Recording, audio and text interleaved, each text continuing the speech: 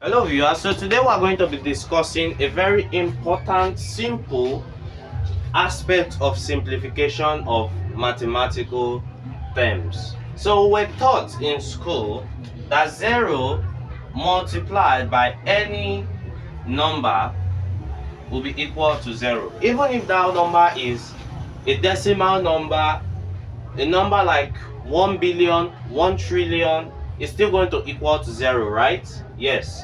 So, but what about 0 divided by any number? What will it give us? So let us do this quick example. First of all, we have 0 divided by what? 4. How do we do this?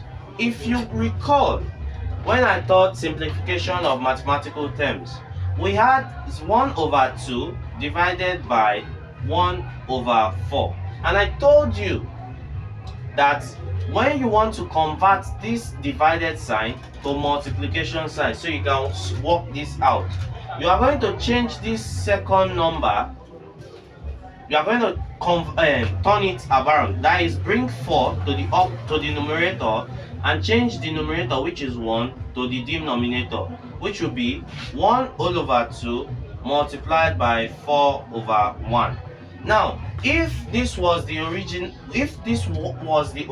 thing we got, and they say 1 over 2 divided by 4, what we are still going to be doing, there is an invisible one here, we are just going to change it, bring 4 to the denominator and 1 as the numerator. So we'll have 1 over 2 multiplied by what? 1 over 4. So now that's exactly the same thing we're still going to be doing in this other one. So we have 0 divided by 4 here, and we have an invisible one here.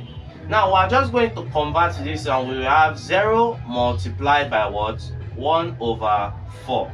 And there we have it. 0 multiplied by any number will be equal to what? 0. And that is how you simplify such expressions. Thank you for watching.